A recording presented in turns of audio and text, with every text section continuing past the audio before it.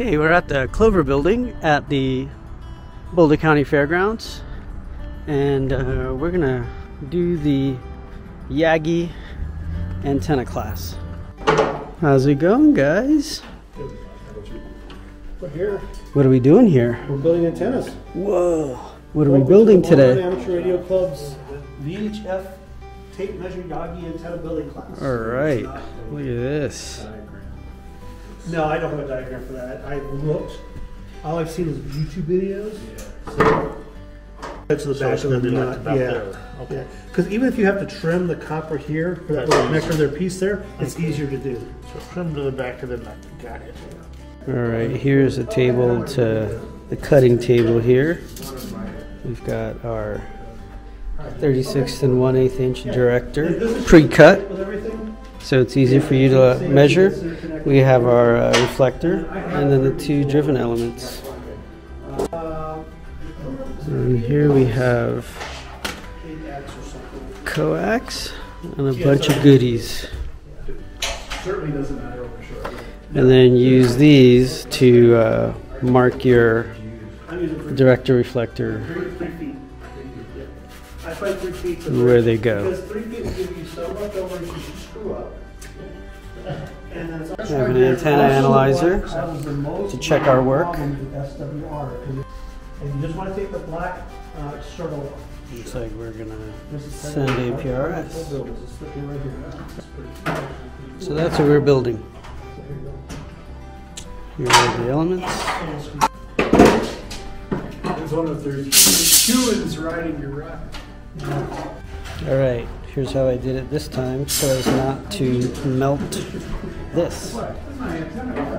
Now we just have to assemble it. Closer and closer to done. Steve is supervising. The moment of truth.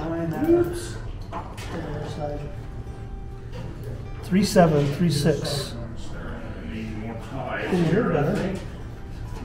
That's kind of disappointing. Okay, stop. So Chuck, what you're saying, the SWR of this antenna is 5 when it's on a metal table. No, it's not 5 when it's on a metal table. 4, yeah. But when you take it off said metal table, which might affect the antenna, now it might be, now it might be closer to 1.2. All right. At 1.1. Yeah. Now I think we're looking at about 1. Oh, yeah. Now we're at. Yeah, almost perfect. We didn't ignore it. Right. I'll just keep holding on to it. It's like back in the day, you adjust the rabbit ears, and they're like, "All right, don't move." I don't have a goon squad, but I will deal with. I don't know. Me and Lamont could be hired to be your goon squad. All right, I'll be nice. You already said that a couple times. Is the video on yet, Ramon? Oh, nice. He's been recording for the last 5 minutes, so you can hear trouble. Let us spend, whatever, 30, 40 minutes talking about what we're doing, why we're doing it, rather than just jumping into cut this wire and bend this hook and hook up this wire, this other thing. Why we're doing during field day, this isn't working, let's try that, let's try this. And lost valuable operating time, lots of contacts, and so it wasn't the end of the world, but we want to do better. And so a few of us took kind of before we go off and spend a bunch of money or a bunch of time doing something, let's think about what we're doing and what is the best choice, because there are hundreds of choices on antennas. So the first page of acronyms, which highlighted is really wonderful, is kind of our mission statement. You want a set of antennas that radiate very well, built by anyone. It doesn't take one guy who happens to know and happens to have worked on it over the last 10 years. And he's the one guy who knows how to put this beast together. That's what we don't want. We want pretty much common sense. Doesn't take, a lot of secret knowledge to make it work. Easy to deploy, so you're walking a compromise, and we'll talk about that more. It's not like we have to put this thing up in 5 minutes. You know, we're not the Navy SEALs, you know, attacking a hostile environment and have to get it up and send a secret message to Washington within 10 minutes. We got hours to put it up. So that's kind of the time frame we're shooting at, is an hour or two. If it takes an hour or two to put up an antenna that radiates well, that's a good trade-off. If we can put it up in 5 minutes but it radiates poorly, well, that's a bad trade-off. If it takes 10 hours to put it up, well, that's a bad trade-off. So we want to walk a compromise of easy to put up, easy to understand, radiates well. It can be used in several different environments. Field day, again, is going to be across the street in the big park area. Lots of land. It's dirt. We can put stakes in the ground if we have to. But we've had other field days, or winter field days, that we're at a building like this, or whatever the other one is. But anyhow, we were confined to a parking lot. That's where we could put our antennas, is the asphalt. So we wanted an antenna that would work whether we had dirt or whether we had asphalt or concrete or anything else. That it would be reasonably self-supporting in multiple environments. So the whole subject of antennas I find frustrating and confusing and quite honestly full of a lot of hucksters. If you look at the any magazine or ham radio website or QST, anything else, you're going to see dozens and dozens and dozens of antennas from dozens of companies. Some of them are traditional companies that have been around for 50 years, like Mosley. Expensive and complicated. If you really want to know if this thing works, antenna field test sites go for thousands of dollars an hour. You're probably not going to be able to easily afford to do that. And even with that, near field propagation doesn't tell you a heck of a lot about far field propagation. You know, angle of radiation and other such things. You know, is this thing going to work for 1,000? You know, for DX, is this thing going to work for in-state, Nevis kind of stuff? Testing is incredibly expensive, and so as a result, a lot of people don't do any. They just make claims and charge a lot of money. If you're in the marketing department, you know that if you sell for a real low price, that people are going to think you're selling junk and not buy it. If you raise the price, they'll probably buy it because it must be better. The word tactical gets overused. You know, if you put the name tactical on an antenna, well, that raises the price $100, and people will surely buy it because they all imagine they're going to put on their camouflage Navy SEAL suit and run out in their backyard and put this thing up. And the antenna stored in the camo bag. Yeah, a camouflage backpack for it, yeah. HOAs are making it really hard on amateur radio. I live in an HOA, and I don't know, an awful lot of people live in HOAs. That's why you need the camouflage. That's why you need the camouflage. So, your postage stamp yard and a bunch of neighbors who think it's their prerogative to tell you what you can and can't do in your backyard. It's a hard environment. So the HOA business tends to make people want to have small, nearly invisible antennas. Well, like Vermont said, you just tell them it's your laundry line. You know, That's right. so you hang your laundry on it. That's right. Apparently, they've just passed laws that laundry lines. The right to dry law. HOA cannot stop you from putting up a laundry line. I heard a conversation this morning, said a lot of HOAs will let you put up weather stations. That could solve the problem, just have a dual band whip on top of your hand monitor. The laws of physics really say that heavily loaded antennas have a very narrow bandwidth. You know, one of the great marketing successes, and I hope I don't step on too many toes, but the Wolf River coil. Everybody wants to buy the Wolf River coil. It's got a really sexy name. It's sort of like G.I. Joe or something. But it's just a loading coil, and now you put a 2 or 3 foot whip on top of this thing and hope for the best. Well, you're going to have a very narrow bandwidth. As we have shown in this room. Yeah. And meanwhile, when we go to field day, people tune from the top of the band to the bottom of the band, top of the band to the bottom of the band. Somewhere in the middle, that thing was resonant, but certainly wasn't at the two ends. And vertical antennas, a lot of people have success with vertical antennas, but the other half of the antenna is the radial system. And if you don't have a radial system, or if your radial system only consists of a couple wires, you may have some fun and may enjoy it, but it's not going to be a particularly effective antenna. So there's a lot to be said for a full-size antenna, full half-wave antenna.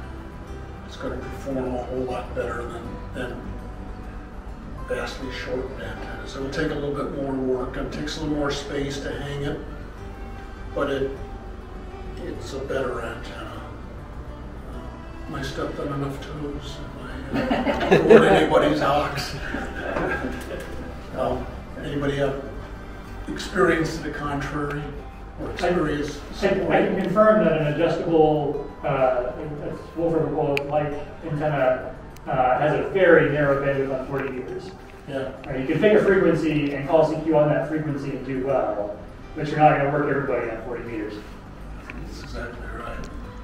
Yeah, that fact gets forgotten when somebody's searching for contacts on field day and they're tuning from one end to the other and one end to the other. And the low, 40 meters and even at 80 meters, it's almost ridiculous. I bought a 80 meter ham stick, silly me, years ago, and it was good for if you want to operate FT8, you can do it because FT8 is one frequency. So whatever it is, 35074, put it on there, and you're good. But 35075, not so good. So what's the right answer for us, for LARC, for field day and other such deployments? So what do we do on our urban deployments?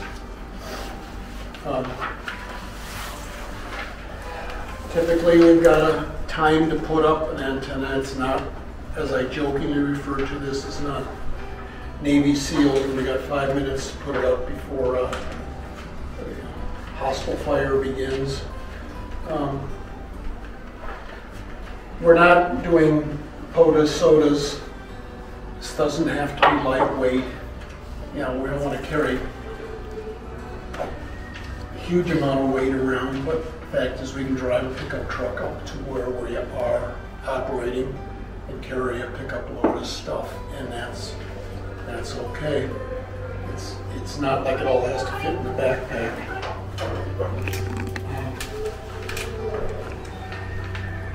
One of our goals, we're not a big contest club. Some maybe more contesters than others. I nice work there. Please. Always disruptive. We want people to have fun. And that fun usually means lots of contacts, which means a highly good performing antenna.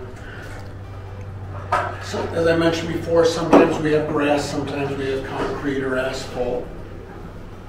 Sometimes we have big trees, sometimes we don't. The concept of to shoot our bows and arrows up into the trees or our slingshots or whatever sounds like a lot of fun, but we don't have too many people that know how to do it. And sometimes the park rangers get a little bit snotty about us leaving cords and other such stuff stuck in the trees and unable to pull it down because it wrapped itself around a limb a few times. So, you know what helps with that? At least with Boulder counties, I tell them I use hemp strings, which is biodegradable. No, I'm serious. And that got me through. They're okay. And that's Boulder County, mind you. Well, Weld County, you probably get it through. Weld County, you can use fishing line, man. We don't care. So, other comments about how we operate and what's suitable for our operation? That's a real good synopsis of our environment.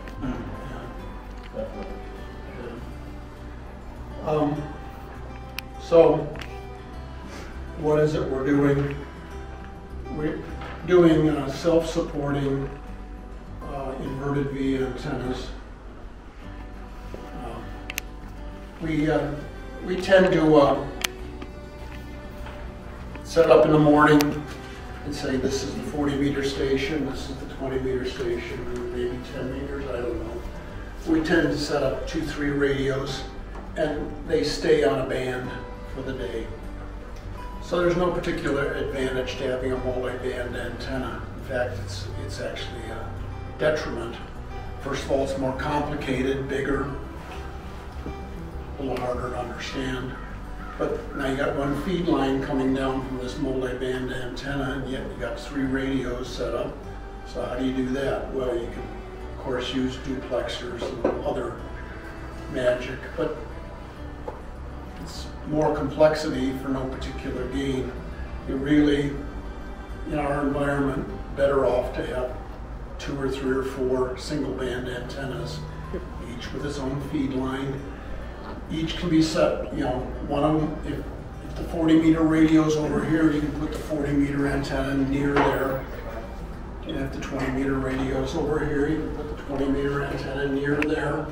And life's simple, and each one has a feed line, and each one is separate and simple. The club already owned all those Army poles. I don't know all the history of how it is we came to have that, but we got a boatload of Army poles out there. We also had those 4 tripods. Those are all light-duty TV-style tripods, but they're adequate for a day of field-a-day operation. Now, those tripods won't stand up by themselves. The first gust of wind or somebody pulls in this direction to string the wire, they're going to pull it all over. So that's what the plywood's about. And the sandbags,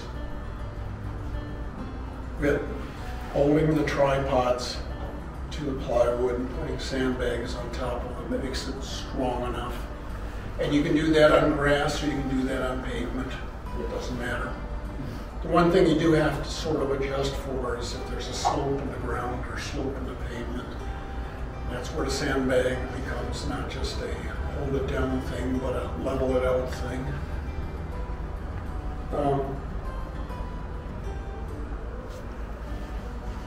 So that's the concept. That's what we're going to build. A few pictures from my backyard mostly, but illustrating a few important things. I fabricated those little clamps that will hold the tripod to the plywood.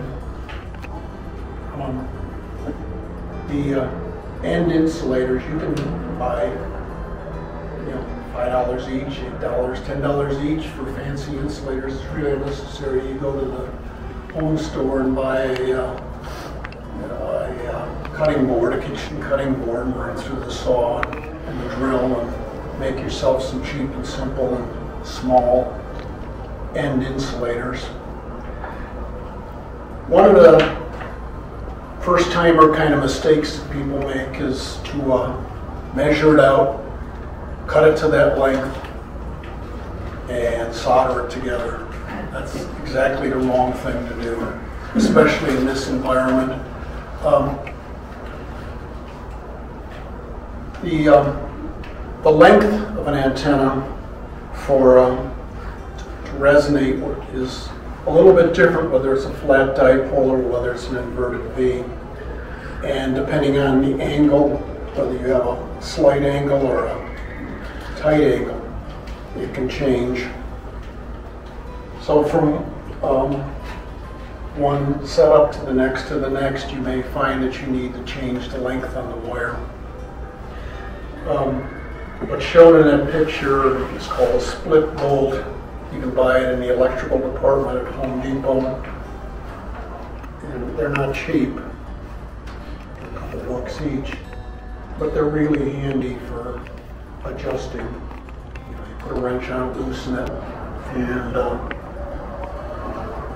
make it longer, make it shorter. And the excess wire you just wrap back on the end, and electrically it's fine. It doesn't. That extra wire wrapped around doesn't change resonance, doesn't hurt anything. That's assuming that we're using uninsulated wire. We're using uninsulated wire. That middle drawing shows the connection to the balun. The point of that is to not put stress on the connection to the balun. For the simplest thing to do would be to just run the wire up to the balun and crank down on that thing and clear yourself done. And first time the wind blows, it's a good chance that's going to come apart. So what I show there is a loop of wire going through the as string relief, as what mechanically holds it, and then the wire loops around, makes the electrical connection. And I think that's important for durability.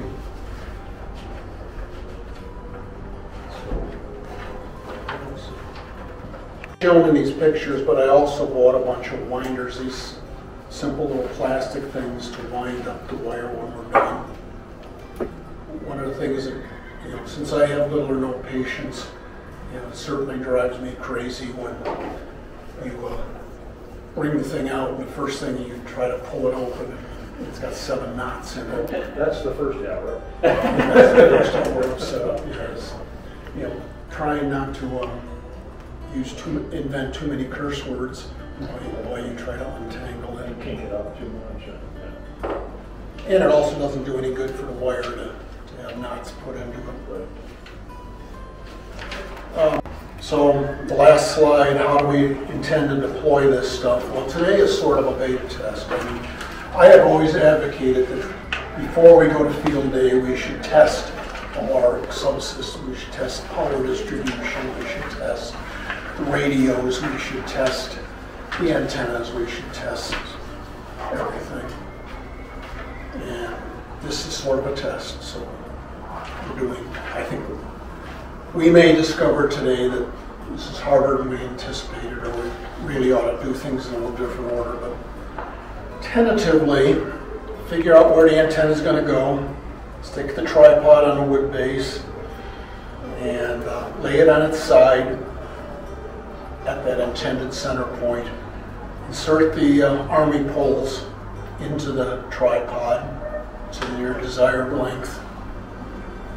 The top one should be fiberglass. I don't know how big a difference, any difference this makes, but I feel better that you don't have metal near your antenna, that you got 4 foot of non-conducting stuff at the top. Those rest of them are aluminum and they're stronger, and so that's a good idea. Use stronger ones at the bottom, but the top one, use plastic. Connect the balun to the top of that top piece using a little piece of paracord. Attach the feed line. There's 2 kinds of feed lines that we now own, RG8X and RG8. RG8 is the big stuff. It's the lower loss stuff. It's stuff we already had. I don't know how we acquired it, but we already had a bunch of it. And but it's heavy. And when you try to run it up this flimsy pole, that weight's kind of important. RG8X is the cheapest stuff. The smallest stuff is RG58. It's higher loss. I don't particularly like it. But RG8 is almost that small, pretty much the same weight, and I think is a good solution for going up the pole. The 8X. The 8X is good for HF. Yeah, it's good. It's good for any band in HF. I mean, slightly higher loss than the RG8, but I think the trade-off, I think is a good trade-off as far as how much weight we're going to try and support on this flimsy post. We're also only going up a pole and then over to a radio. We're not going 100 feet down a yard and then up a tree. So your total loss is going to be less than a decibel on RG8X. Yeah, I mean, it could be slightly noticed if you're a really, really smart guy. You might notice on 10 meters, but I don't think it's tiny. Do we need to guide the poles as well, or does the tripod keep it steady? So that's the whole theory, is the tripod with the sandbag sitting there makes it relatively sturdy vertical. Now, we happen to have a field day on a day of hurricane force winds, and we might need additional guiding, but I don't think so.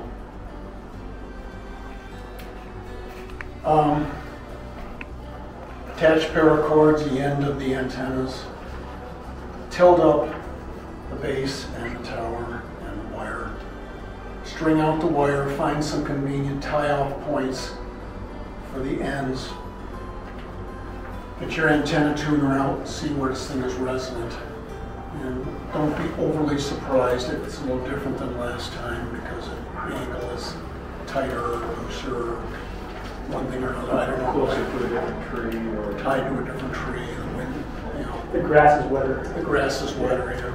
Do we want to shoot for like a minimum distance in between the ends? So the flatter is better. A very narrow angle is a compromise. You're going to lose some performance. So paracord is cheap. We got lots of it. String it out a good distance. Measure the resonance. If you got a graphing one, it's real easy. If you got a old style one, it's a little harder, but it's not hard. If you're resonant at the low end, too low, that means the antenna is too long. If you're resonant too high, the antenna is too short. Loosen those split bolts, stretch out a little more wire, or shorten it, scoot in a little more wire. String it up, try it again. For something like a 40-meter antenna, you should be able to bring it down without leaving the center as is. For a 10-meter antenna, the thing is so short that you're probably going to have to tilt the mast down to be able to get to it, but again, that's not particularly difficult. As far as safety goes, it's probably not a one-person operation to tilt up that mast, but it's not particularly hazardous either. One of the things that's happened to me is those mast sections come apart. If you got a couple mast sections where that joint is loose, you might want to tape it together with some black tape or something. But most of them are pretty tight, and it shouldn't be an issue. You might want to inspect your mast sections to see if anything is bent or broken or that joint has become fractured somehow. As far as operation, since the FCC has now said we're supposed to do exposure evaluation for our antennas, I think we're going to want to do some sort of flagging that says stay out of here. If somebody stands directly a foot or two away from the antenna, that's probably bad. We shouldn't do that. But if they stand 5-6 feet away, it's probably fine. Well, when it's raised, right? I mean, it's the lower parts. Oh, you still have, okay. I mean, I'm not enough. 10 feet. I'm not enough of a science guy to fully understand where the current maximum and the voltage maximum is on a dipole, but The current is at the minimum, is at the feed point. Which are the things close to the ground. Yep. so that's bad. The voltage is at the Somebody hits the key while somebody's biting onto our antenna. Yeah. Pretty much. They may not like that. You get the birds off of it. Yeah. So I have a question. I've never done this before, with the center support and everything in the balun. How do you attach the balun to the top? And the reason I ask is, if in a really good situation, if you want to change the orientation of the dipole, is there like will it twist well enough at the top to do that? Or? So the balun has got a little screw eye at the top, so we drill a hole in the top fiberglass section and take a little short piece of paracord and tie the balun to the top. So it will rotate, but if it doesn't rotate to your satisfaction, you just take the mast and give it a quarter. Take the whole platform and move it. You could, you shouldn't have to. I mean, the mast is not anchored to the tripod. It's just sitting in the tripod, so it should be simple to just give it a quarter turn. And you're right, those antennas are somewhat directional. So if halfway through field day we decide we had great success north-south, no, we went east-west, you'd be able to think a quarter turn. When an antenna is relatively close to the ground, that directionality is not nearly as much as the textbook would suggest. Isn't the V more omni than a flat dipole? I'm not sure. Perhaps this perfect model that you'd find in the textbook is only true when an antenna is really up high, quite high, and higher than we can probably get it. What is the optimal height? Half wavelength above the ground, so for a 40-meter antenna, it's a tougher problem because the wavelength is longer. So for field day, we don't worry about that. It's one of our trade-offs. I don't worry about it at home. I mean, do what you can, and experience suggests that it works adequately.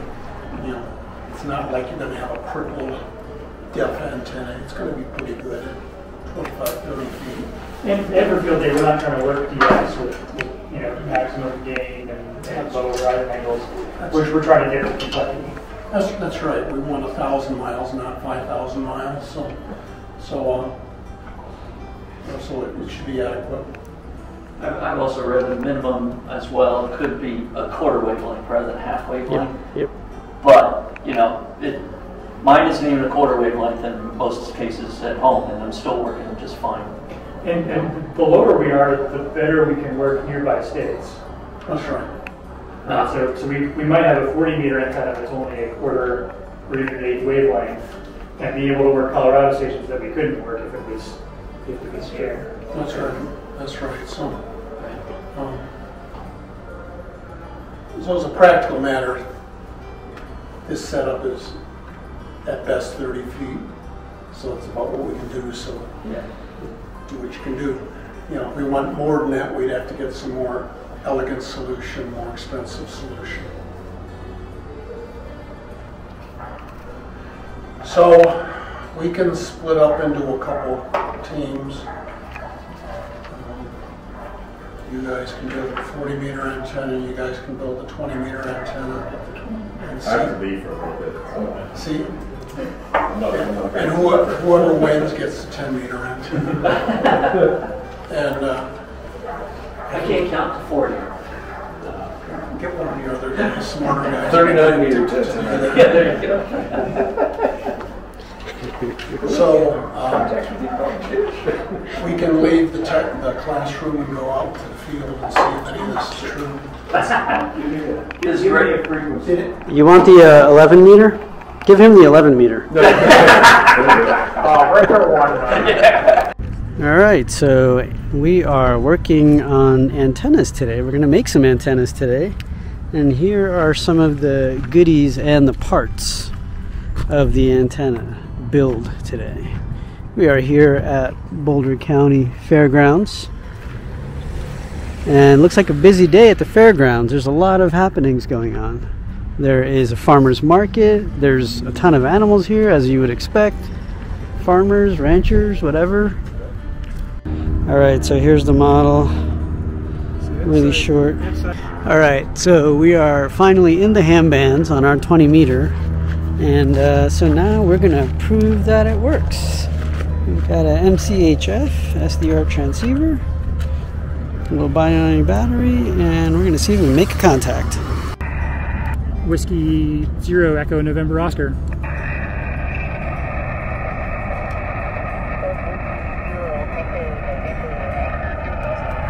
QSL, you're about a 5.5 into Colorado.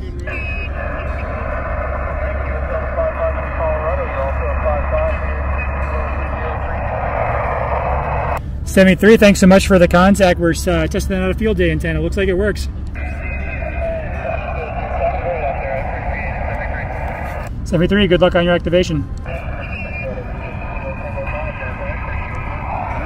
And the radio's SDR meter showed it was just above 1, so I think we're doing pretty good. All right, looks like the 40 meter crew is still working on their antenna.